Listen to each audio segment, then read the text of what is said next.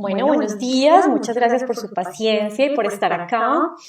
Primero que todo, quiero compartir con ustedes, doy gracias por la invitación. Me encanta Bolivia, mi nombre es Sandra Chica, soy colombiana, soy gerente de Aulas Amigas y hoy, pues gracias a la invitación que me hacen, vengo a compartir con ustedes y con todos los maestros que estén conectados a esta presentación. Les cuento que he tenido la oportunidad de visitar 3 veces Bolivia, principalmente la ciudad de Sucre, que me parece hermosa, porque además de mi trabajo en Aulas Amigas, soy directora ejecutiva de la Fundación Virtual Educa en Colombia y estuve apoyando y coordinando los 3 eventos Virtual Educa Bolivia que realizamos allá en la ciudad de Sucre. Así que para mí es una conexión hermosa volver a estar con ustedes y compartir esta presentación con todos. Bueno, pero ¿de qué vamos a hablar hoy? Para los que están llegando, vamos a hablar de un tema que en este momento creo que se ha hecho más importante que nunca. El título de la presentación es Cuando la innovación y la educación se vuelven un asunto de todos. ¿Por qué? Yo pongo una frase después que nos habla de antes teníamos el reto de enseñar en la era de la innovación. Hoy tenemos la necesidad de hacerlo realidad. Hoy más que nunca, la innovación tiene que ser parte de lo que nosotros estemos pensando y de lo que nosotros estamos trabajando. Como les contaba, soy de Colombia, soy gerente de una compañía que se dedica a diseñar e implementar proyectos de innovación educativa. Pero la idea de hoy no es contarles lo que hacemos nosotros, sino dejarles cosas a ustedes como maestros para que innoven en el aula de clase. Vamos a ver la presentación en 5 partes, realmente son 4, porque la segunda la vamos a omitir por el tema del tiempo. Pero bueno, lo primero es contarles un poco quién soy yo, qué hago, porque estoy aquí con ustedes. Luego vamos a saltarnos la segunda, vamos a irnos al tercero, que es el reto. ¿Cuál es el contexto en el mundo en el que estamos? ¿Qué es lo que ha venido ocurriendo en el mundo que nos pone a pensar en estos retos que tenemos? Cuarto, ¿cuál es el momento actual? ¿Cuál es esta realidad que estamos viviendo como países, no solamente en Bolivia, sino en todo el mundo? Y quinto, ¿qué podemos hacer? O sea, ¿qué es lo que nosotros como maestros, como ciudadanos tenemos que estar haciendo o debemos pensar?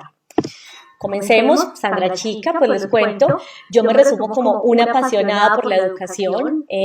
Toda mi vida profesional, hace aproximadamente 12 años trabajo en educación, soy ingeniera administradora, soy magíster en economía. Como ven, mi formación profesional no es tan cercana a educación. Sin embargo, cuando hice mi práctica profesional, comencé a trabajar en la Secretaría de Educación de mi ciudad natal, de Medellín.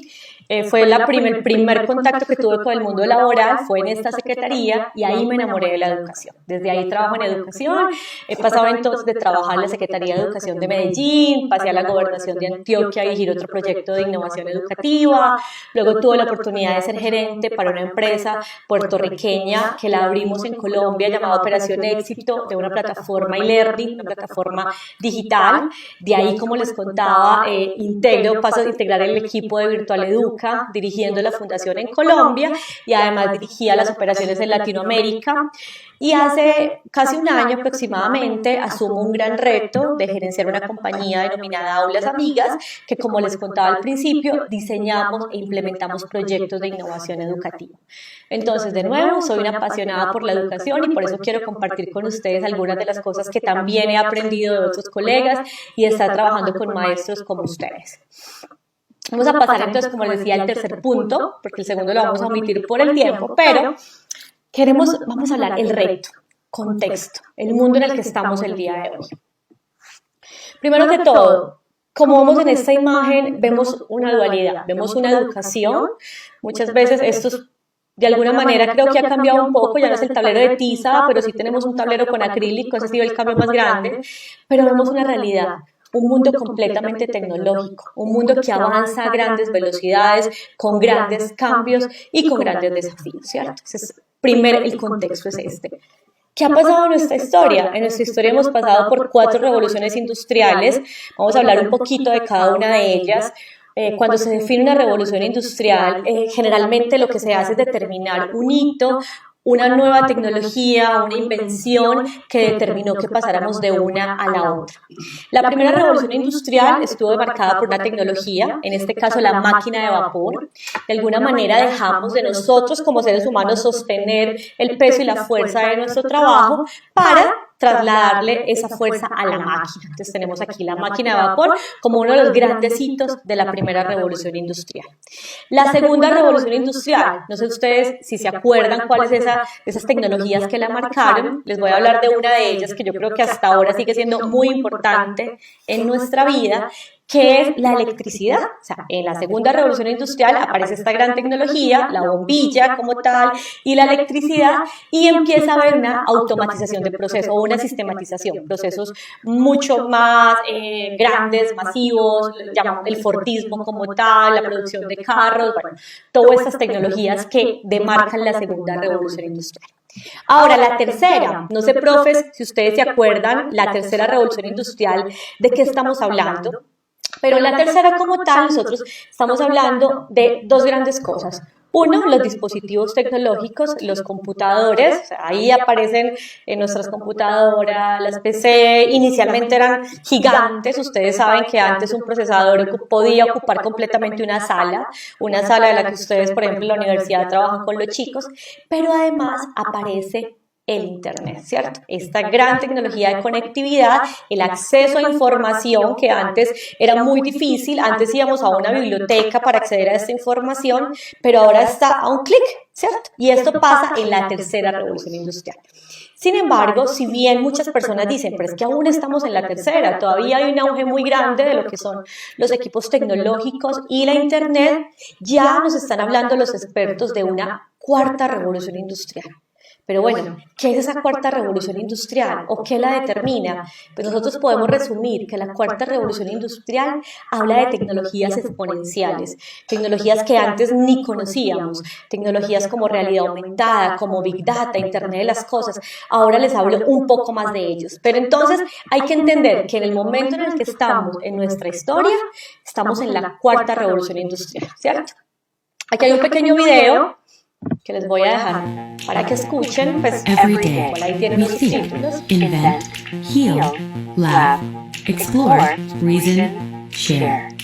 Every day, we create poetry, equations, films, selfies, diagnoses, discoveries. A living record of our work, our ideas, and our aspirations.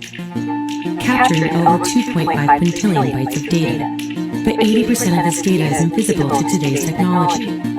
We can't see it. We can't use it. IBM Watson can. Hello, my name is Watson. Watson is cognitive, designed to understand, reason, and learn. And everywhere, Watson is helping schools become cognitive, hospitals become cognitive, industries, professions, culture, products, services, and companies of all kinds are becoming cognitive. And when businesses think, we can outthink. Outthink complexity, outthink competition, outthink risk, outthink disease, outthink our biggest challenges, and outthink the limits of what's possible. Welcome to the Cognitive Era. I'm here to help. Bueno, me gustaría que ustedes me comentaran en el chat de YouTube si conocían Watson. Esto es Watson.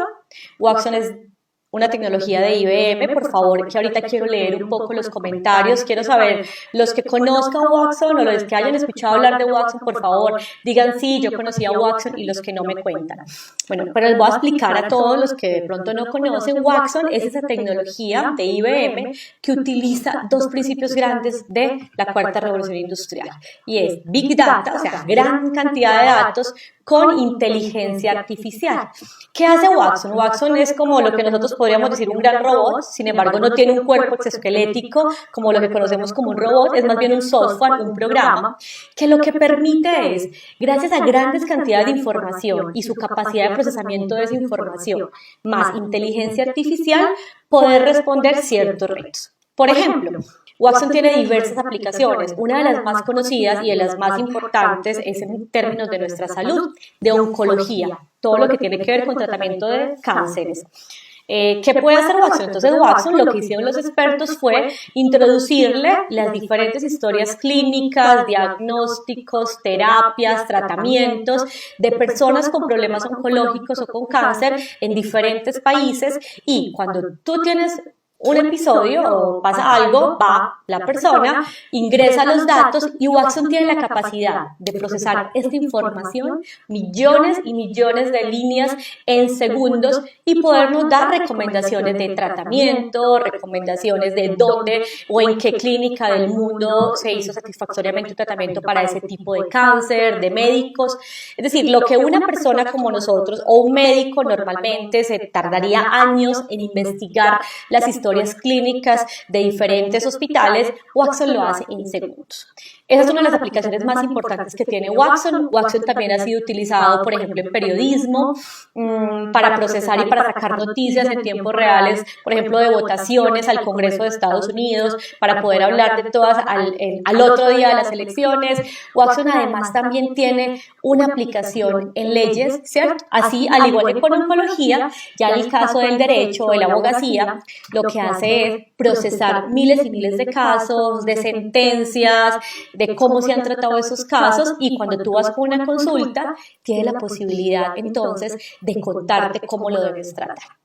Pero además, nosotros que trabajamos en educación, les cuento que ya Watson tiene una aplicación en educación, se llama Cognitoys, y esta aplicación es un pequeño robotcito a manera de cocodrilo que lo que hace es ayudar a nuestros chicos, es para niños pequeños, se conecta con ellos, les habla, aprende con el niño, les va leyendo cuentos, bueno, va trabajando con él, y la idea es que sea un apoyo, no que reemplace a nuestro maestro, sino que sea un apoyo para nuestros estudiantes. Eso es Watson como tal. Vamos a pasar. Pero entonces, esta imagen a mí me gusta mucho, es una imagen bastante caricaturesca, donde vemos en la mitad un smartphone, un celular como el que muchos de nosotros tenemos, pero alrededor de él vemos un montón de elementos que lo están acusando y le dicen, así que tú nos quitaste el trabajo. Vemos cámaras, vemos teléfonos, vemos la carta, vemos la calculadora. Y sí, cuando nos ponemos a pensar en esta imagen, es real. Ya todos esos dispositivos que vemos aquí ya no existen o no tanto, y los podemos acceder en un solo lugar. O sea, ya en nuestro celular tenemos cámara, ya en nuestro celular escuchamos música, ya en nuestro celular es nuestra alarma, ya no tenemos una alarma puesta al lado del nochero, como decimos aquí en Colombia, para que nos despierte un reloj despertador, ¿no? Tenemos nuestro teléfono, ya nuestra calculadora está acá, nuestro correo electrónico, sí. Accesamos la tecnología ha cambiado la forma en que accesamos y consumimos. Ya solo necesitamos un smartphone. Y bueno, no sé cuántos de ustedes tuvieron estos. Yo me encantaba verlo, yo también lo tuve, pero este era el Instagram de mi abuela, de mi mamá, o sea, ya esto no existe.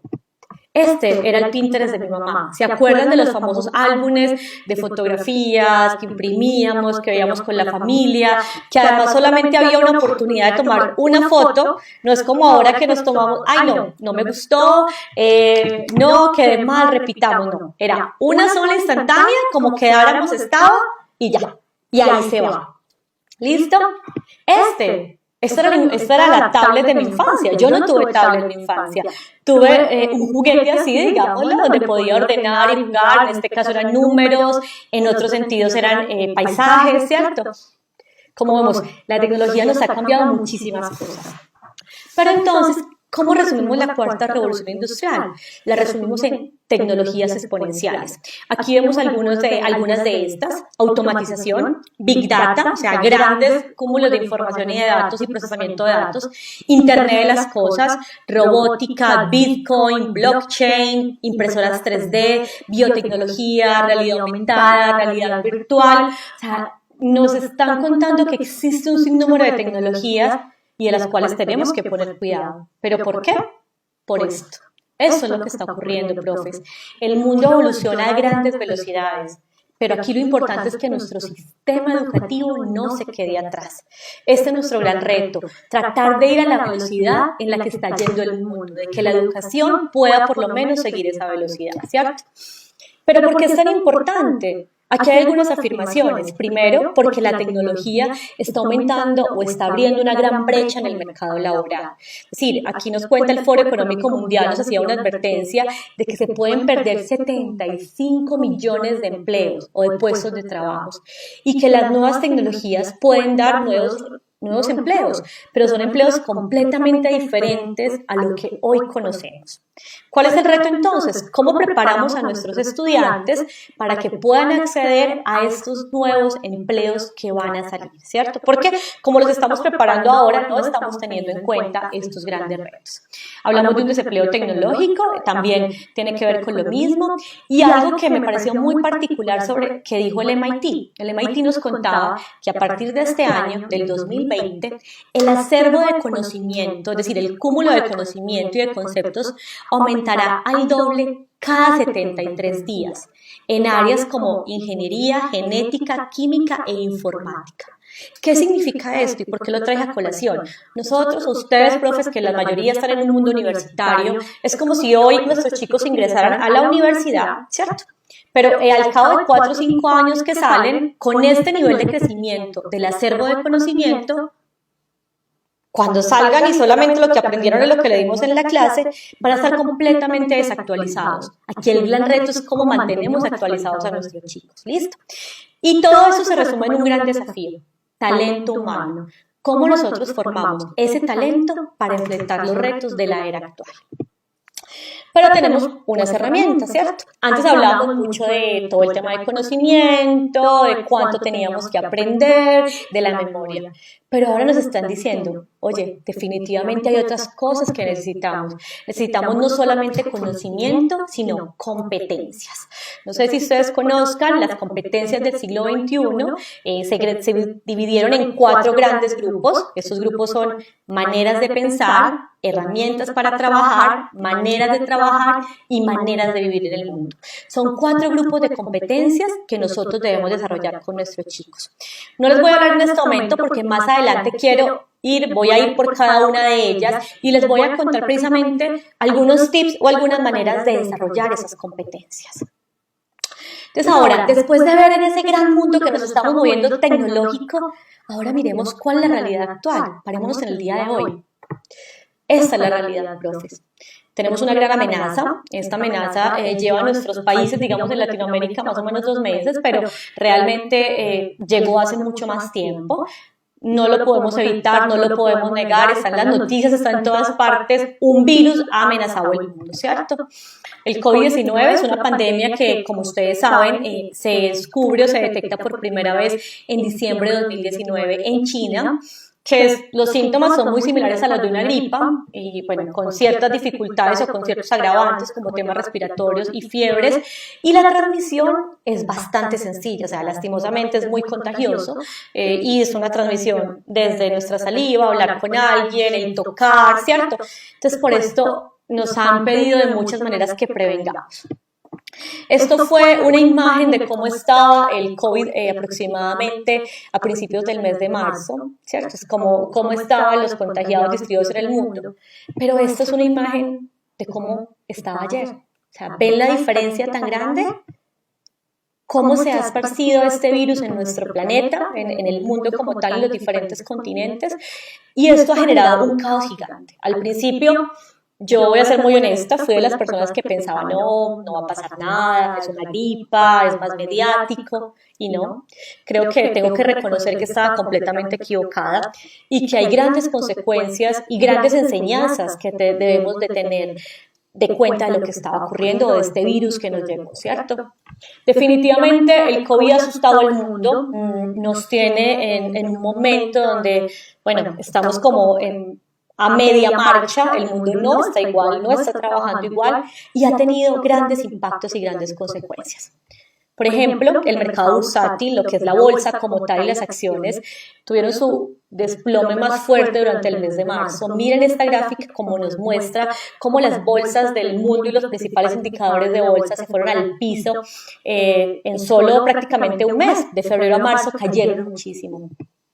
Vemos acá cómo las restricciones de viaje son muchísimas, esto genera grandes pérdidas en los negocios. Nosotros sabemos que el tema comercial es muy por tráfico aéreo, pues también tráfico oceánico, y todo esto se ha visto completamente anulado de cuenta de esta amenaza.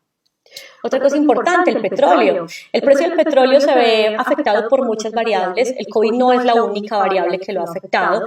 Sin embargo, el precio del petróleo se vio bastante afectado, llegando a su nivel más bajo desde el 2001. Yo les cuento que, por ejemplo, mi país, Colombia, que es un país que depende del petróleo, de la exportación de petróleo, vio su presupuesto general de la nación completamente afectado, porque nuestro presupuesto en Colombia estaba sobre un precio del barril de $60, 65, y en marzo llegó a estar en 25. Eso quiere decir que nuestro presupuesto como país para atender nuestras necesidades prácticamente se ve a la mitad o a la tercera parte, y eso afecta muchísimo a las economías. Pero el efecto y el impacto es global. Vemos acá como la OCDE, la OCDE, tenía unas predicciones de crecimiento de nuestros países, pues algunos alentadores, y un crecimiento global, si lo vemos acá, casi del 4%. Sin embargo, debido a esta amenaza y a esta gran amenaza, esas cifras de crecimiento y pronóstico se han caído abruptamente y, por ejemplo, en cuanto a promedio global, ha bajado un punto casi completo, a un 2.2, 2.3. Eso es muchísimo para nuestras economías. Aquí tenemos un gran reto. No solamente hay un reto social, un reto de sanidad, sino también un reto económico.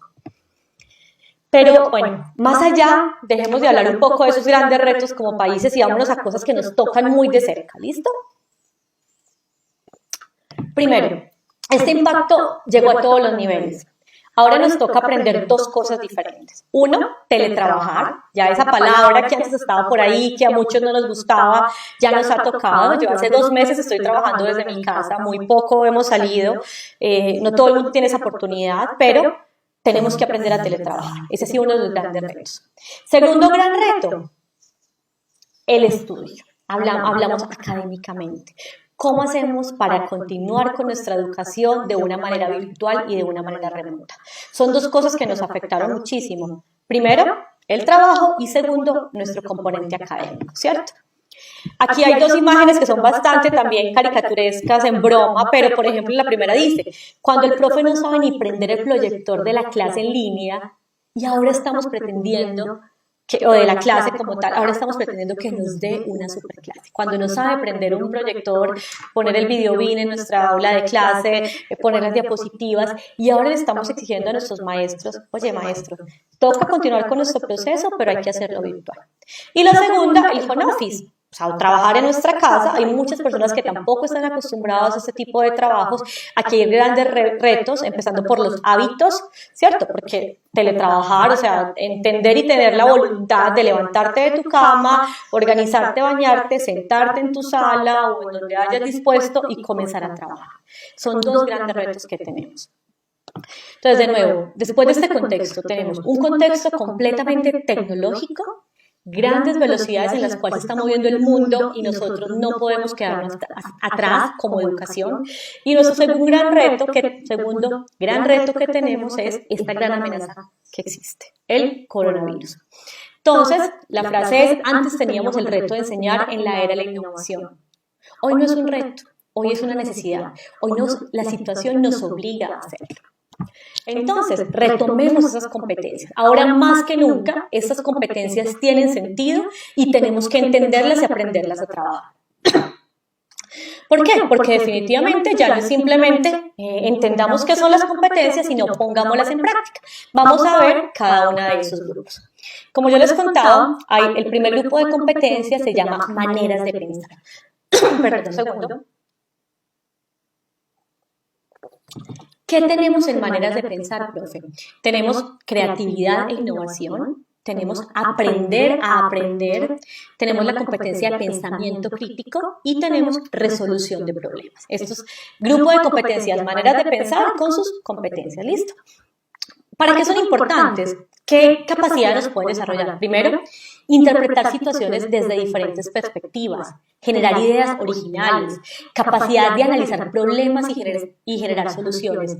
Y por último, uno muy importante, capacidad de autorregular el propio aprendizaje. Las tres primeras, ¿por qué ahora son tan importantes? Porque tenemos un problema, sí, tenemos un coronavirus, pero ¿cómo lo vamos a interpretar? ¿Desde qué lado lo vamos a mirar? ¿Como una amenaza? Pero también puede ser una oportunidad. El coronavirus nos ha puesto a correr frente a esa apropiación tecnológica que antes estábamos ahí de a poquitos, y ahora nos obligaron. Ejemplo de esto es lo que está pasando en este momento. Esta conferencia que estamos dando, esta oportunidad de conectarnos remotamente, es gracias a eso. Entonces, ¿cómo nosotros analizamos un problema? Sabemos que tenemos un problema, pero generamos soluciones, como ese tipo de espacios. Y el último, y es la capacidad de autorregular el aprendizaje. Ahora más que nunca, el preocuparnos por aprender, por ser didactas, juega un papel completamente importante en nuestro entorno. ¿Listo? ¿Qué herramientas tenemos para esto? Yo aquí les cuento que para mí ha sido muy importante descubrir, y yo creo que esto lo tenemos que tener todos muy claros, el Internet y todas las herramientas que están disponibles nos abren un mundo de posibilidades y oportunidades. Les traigo algunos ejemplos, los invito a buscarlos, por ejemplo, edX y Coursera son dos plataformas que nos regalan cursos de las mejores universidades del mundo, es decir, Stanford, el MIT, Harvard, cursos, profes, completamente gratuitos. Tú accedes a un curso, por ejemplo, de Design Thinking, como vemos acá, haces tu curso, aprendes y solo si tú quieres tener el certificado, hay personas que los interesa por un tema de escalafón en su carrera, de mayor remuneración, pues pagas el curso. Pero si tu interés inicial es solo aprender y generar competencias, puedes acceder a edX y a Coursera y completamente gratis puedes hacer estos cursos. Herramientas, ya encontramos herramientas pagas como Platzi, que también tiene cursos cortos para que nos actualicemos. Domestika tiene cursos en términos de diseño para personas que son creativas. Udemy también tiene muchísimos cursos. Estos ya son pagos. Tenemos otras herramientas, por ejemplo, TEDx, charlas TEDx, son charlas de 15 a 18 minutos, súper sencillas, súper contundentes, que te motivan, que te enganchan. Yo los invito a que todas las mañanas se levanten y escojan una charla y esos 15 minutos de recarga se lo dediquen a ustedes, sea un tiempo para ustedes. Tenemos Duolingo, los que en algún momento tengan alguna necesidad de otro idioma, es una plataforma completamente gratuita, una app completamente gratuita. Y en educación hay uno muy importante, digámoslo así, para educación básica y media, lo que es primario y bachillerato. Khan Academy tiene recursos hermosos, interactivos y gratuitos de diferentes áreas.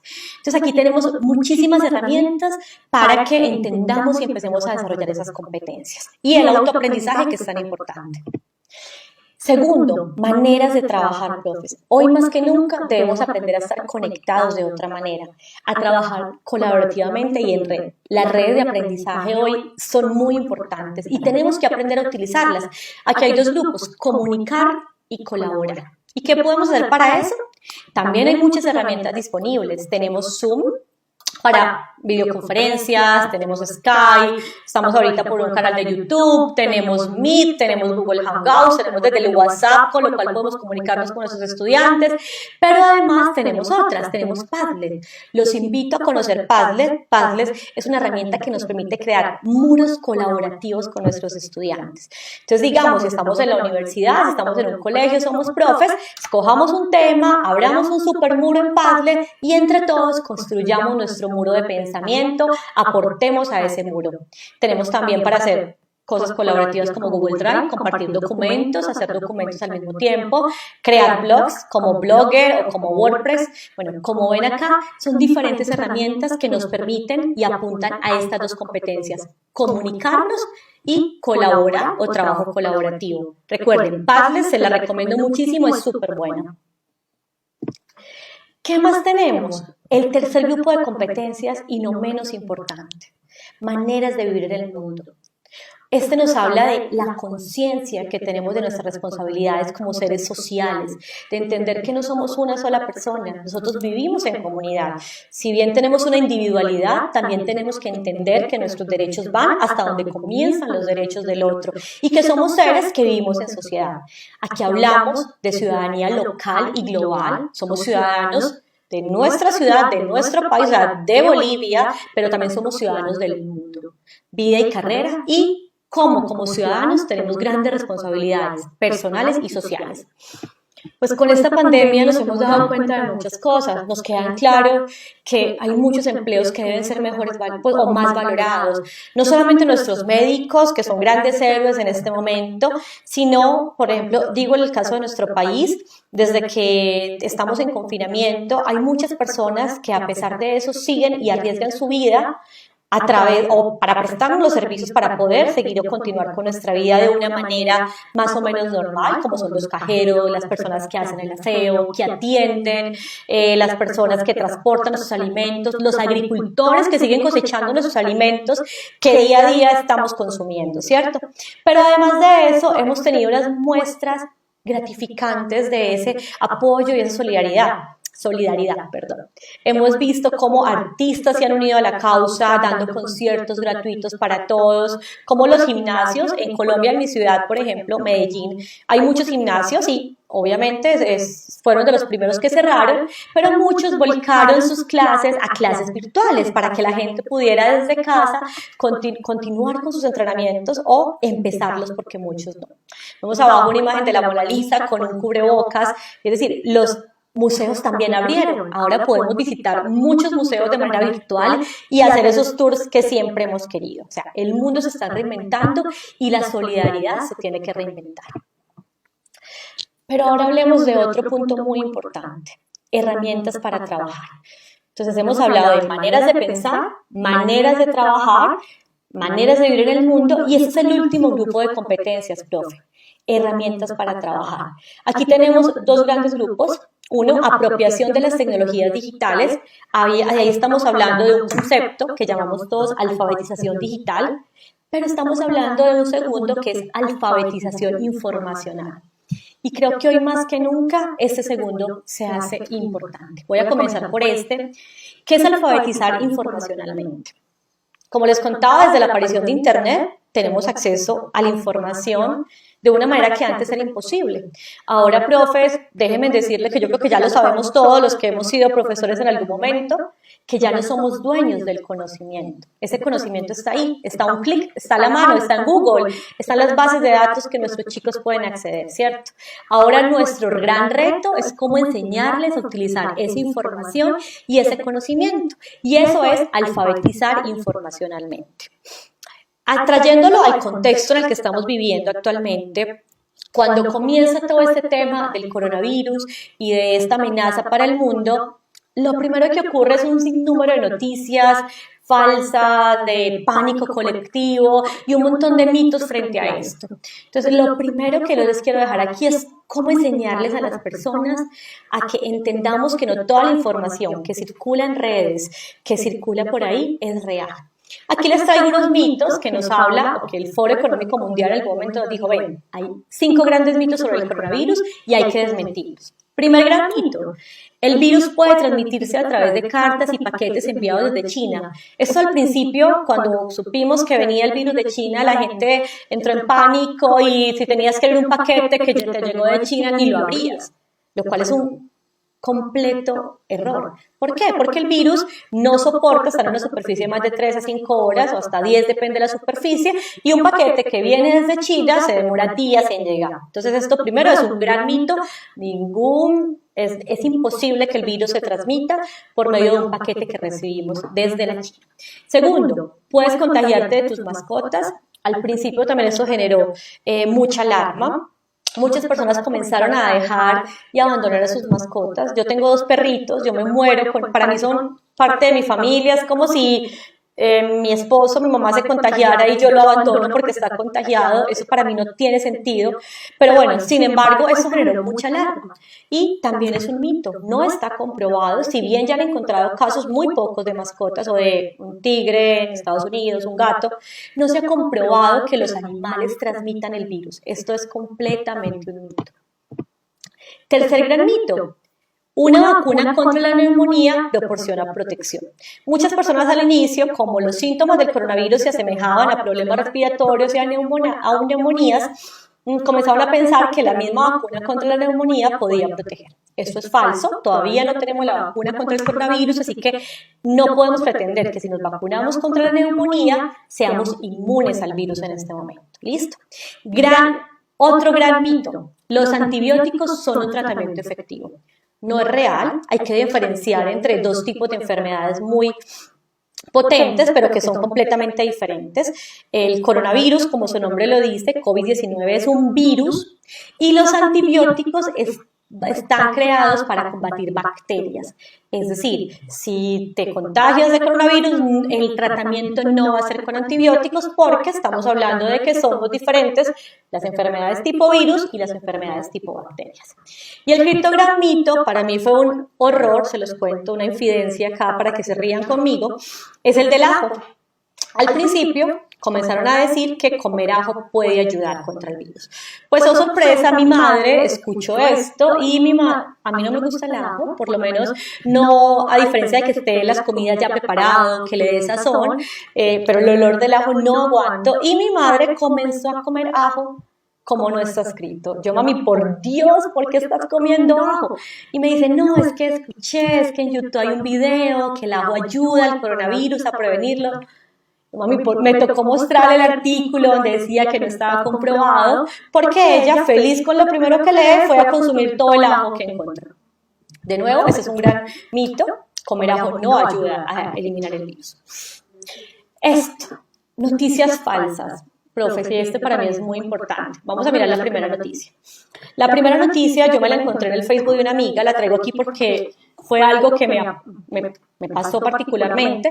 Y como ustedes pueden leer aquí que dice, primer ministro de Italia, con lágrimas en sus ojos, le dice a todo el pueblo, hemos perdido la batalla contra el coronavirus, perdimos el control, solo Dios nos puede ayudar. Es una noticia donde nos muestran, supuestamente, entre comillas, un presidente derrotado. El presidente de Italia, en el momento en el que Italia estaba en sus niveles más altos de contagio y de muertes. Sin embargo, yo no sé, los que de pronto conocen a este personaje y analizando la imagen, ustedes pueden darse cuenta que no es el presidente de Italia. Eso es una noticia completamente falsa, es un fake news. Como vos acá, esta persona es el presidente de Brasil, atrás tiene la bandera de Brasil, y si vemos la fuente, vemos que es Canca Noticias. Uno creería que es una fuente fiable. De nuevo, no podemos creer en las primeras noticias.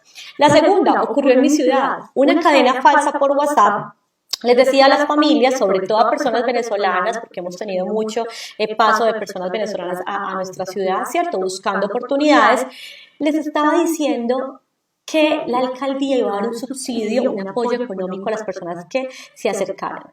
Eso hizo, esto que vemos en la imagen, un conglomerado de gente cuando nos estaban pidiendo que no lo hiciéramos y generó una alerta muy grande, generó un peligro, esto fue un caos que se armó por una noticia falsa. Pero entonces, ¿qué podemos hacer con los fake news o noticias falsas? Vamos a identificar primero, y esos son tips que les quiero dejar. Primero, identifiquemos el lugar donde se ha publicado. Si nos vamos aquí atrás, yo les cuento, esta primera noticia la encontré en mi Facebook, de una amiga.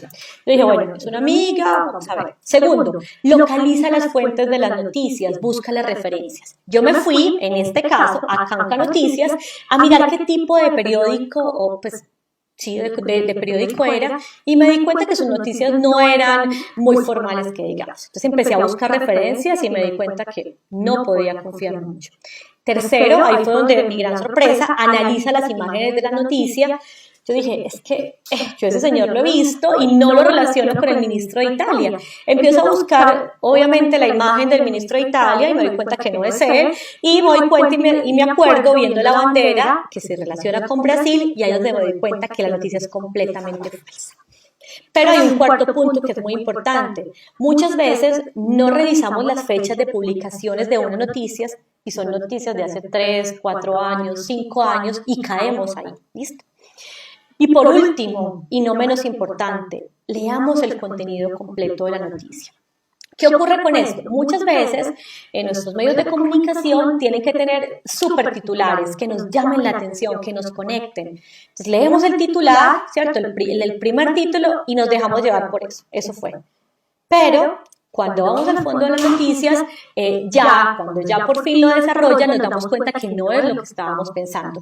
Colombia ocurrió al inicio la ministra de Educación sacó un documento donde decía que las clases se iban a parar hasta X tiempo, pero la noticia que sacan era que todo el sistema educativo iba a estar, bueno, un titular bastante polémico, cuando ya tú entrabas a la noticia, estaba hablando solamente de una parte del sistema educativo. Entonces, tienes que leer completamente la noticia para entender de qué se trata, para darle contexto y no caer en esta trampa de las falsas noticias. Importantes, profes, enseñémosle a nuestros chicos y nosotros mismos tengamos la responsabilidad de revisar las fuentes oficiales. Es muy importante en el caso de salud, la OMS, en el caso de todo lo que tiene que decir el gobierno, las páginas oficiales de nuestra alcaldía, de nuestra gobernación, de nuestra presidencia, de nuestros ministerios. Y en el caso de noticias por WhatsApp, tratemos de buscarlas, copiemos y peguemos en el buscador de Google y podemos así mirar si la noticia es confiable o no. Pero yo les voy adelantando que las cadenas de WhatsApp son los menos confiables que podemos tener, ¿listo? Entonces aquí es importante, tenemos 4 grupos de competencias y les acabo de dar algunos tips para trabajar cada una de ellas. Por último, herramientas para trabajar. A mí me encanta esta imagen, como vemos es un mundo, o sea, nuestro croquis con el birrete de estudio y conectado a un computador. Ahora estamos hablando de apropiación de tecnologías digitales. Definitivamente, hoy más que nunca, nos tenemos que conectar, tenemos que aprender a trabajar digitalmente, tenemos que aprender a apropiarnos de la tecnología. Y para eso hay muchas herramientas disponibles, profes. Muchas herramientas gratuitas, algunas pagas. La idea es que busquemos. Internet y Google nos abre un mundo de oportunidades que están ahí y muchas veces no las vemos y no las estamos aprovechando. Aquí les dejo algunas. Tenemos Edmodo. Edmodo es una red de maestros, tiene más de 70 millones de maestros conectados en el mundo, una plataforma que nos permite cargar contenido, conectarnos con los estudiantes, enviar una clase, crear grupos de estudio, enviar notificaciones tipo Facebook y es completamente gratuita. Esa es una herramienta que podemos estar utilizando. Google Classroom es otra, Microsoft Teams es otra. Google Classroom y Microsoft Teams son muy similares, las dos, por lo menos Microsoft Teams permite clases sincrónicas como estas y además un potente LMS para trabajar con ellos. Lo mismo que Google Classroom, donde tú puedes cargar contenido, enviarle a tus estudiantes, crear grupos de estudio, entre otras. ¿Listo? Moodle, no sé cuántos de ustedes trabajan con Moodle, para mí es uno de los LMS más potentes para el diseño de cursos porque además tiene muchas herramientas de interacción. Una maestra que yo aprecio mucho me contaba y me decía es que pensamos que ser profe virtual es simplemente enviar un documento, enviar un taller y ya, no. La virtualidad nos exige mucho más y la virtualidad nos exige buscar maneras de conectarnos y interactuar con nuestros chicos. Moodle, por ejemplo, tiene la posibilidad de que tú creas foros, de que tú abres una pregunta, abres la posibilidad de crear algo colaborativo como un glosario. La idea es que busquemos espacios, profes, para interactuar con nuestros chicos, para debatir, para crear conocimiento colaborativamente. Ser profe virtual no es enviar un documento y resolverme estas preguntas, no. Ser profe virtual además es cómo logramos enganchar y tener un aprendizaje significativo con los chicos. Tenemos otras herramientas, tenemos Khan Academy que yo les conté esta mañana, ahorita, o hace poco. Khan Academy tiene sin número de contenidos y recursos interactivos para trabajar muchos temas, matemáticas, química, ciencias, con nuestros niños, de una manera bastante dinámica. Educaplay a mí me encanta, los que no lo conocen los invito a que vayan y lo busquen. Nos ofrece recursos tipo gamificación, sopas de letras, falso y verdadero, apareamiento. Son juegos para trabajar actividades con nuestros estudiantes. Tenemos Ubu, ustedes tuvieron la oportunidad, creo que el día ayer, de compartir con Mónica. Nosotros les cuento que con Aulas Amigas estamos trabajando Ubu en Colombia, estamos llevando Ubu a los diferentes colegios. Es muy potente, nos encanta la forma como conecta a los estudiantes y cómo ayudan al maestro en este proceso. Un proceso que no es fácil, pero que Ubu lo pone de una manera entregándole las guías al maestro para que pueda enseñar ciencias de la computación, código y programación de una manera fácil y completamente entendible. Además es bastante intuitivo para nuestros chicos. Les recomiendo muchísimo Ubu, está Scratch y por último, lo dejé al final, está Tommy. Tommy es parte de nuestro proyecto Aulas Amigas, la plataforma Tommy.digital. Los invito a visitarla. En este momento está abierta, tiene una parte abierta gratuitamente para ustedes, profes, para que la utilicen. Recuerden, Tommy con I latina, como está ahí, .digital. Ustedes se pueden registrar en este momento completamente gratis. ¿Y qué pueden hacer con Tommy? Pueden crear clases con los estudiantes, ahí van a poder crear sus propias clases, guardar sus clases de matemáticas, de ciencia, de historia, si somos profes de universidad y vemos mecatrónica, lo que sea, cualquier tipo de clase, compartirla con nuestros chicos, presentarla, pero además tiene la posibilidad de hacer actividades dinámicas. Entonces, a través de un código, tú, pues ahorita, todos conectados, podríamos estar haciendo una actividad y compitiendo tipo Kahoot con todos mis estudiantes. Entonces, aquí tenemos muchas herramientas. Esto es solamente un compendio de algunas. Existen muchísimas más para diferentes actividades que queramos. Existen actividades de exploración. Podemos ir a visitar un museo con nuestros estudiantes. Podemos ir a ver una película con ellos y hacer un cineforo.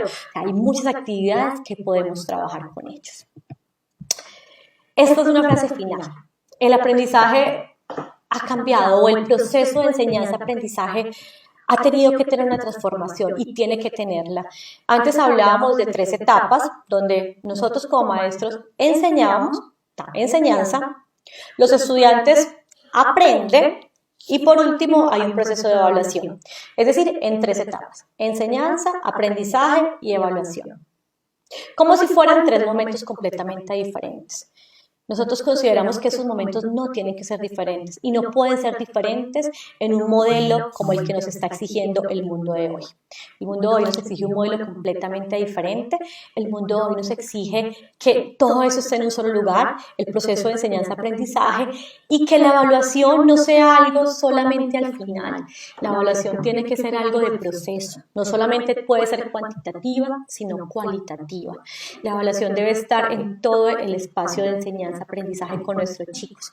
Y además tenemos que entender que el aprendizaje que nosotros buscamos en ellos es significativo. ¿Qué quiere decir significativo? 2 cosas. Que sea pertinente en el momento en el que estamos, es decir, que atienda los retos que estamos y que sea contextualizado, profes.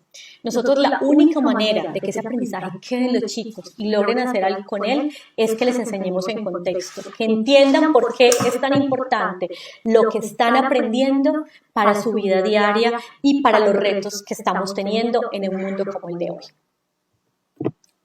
Bueno, profes, yo espero que les haya gustado muchísimo. Cualquier duda o inquietud, aquí les dejo mi correo. Como les estaba comentando en el grupo por YouTube, vamos a tener disponible una sala para preguntas, para cosas que queramos ampliar.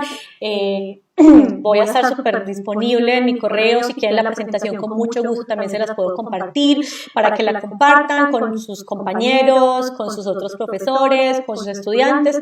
Pero les pido algo muy importante, entendamos que la responsabilidad parte de cada uno y que nosotros podemos hacer la diferencia.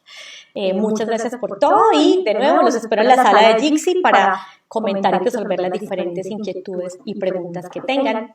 Muchas gracias, feliz día, bye.